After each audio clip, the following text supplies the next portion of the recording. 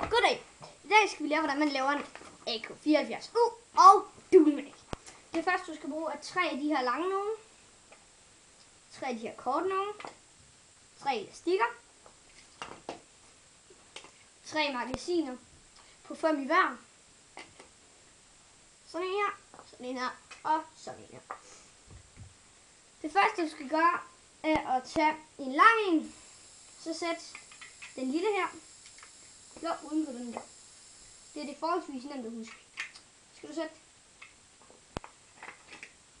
en kort en på her. En kort mere på her. En langsom på her. Når du sætter den lange på, så sætter du den her lille en ned.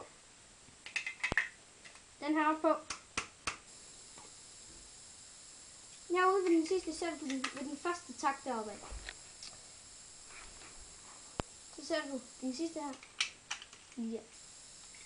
Så har du mag der i ved den der skilning. Inden du er færdig, skal du lige sørge for, at magget ikke kan ryge ud, og til det skal du bruge en elastik.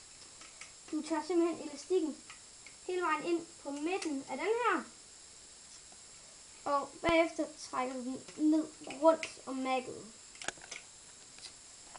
Når du er færdig med det, har du en AK74U med dualmag og et perfekt scope. Og magget kan ikke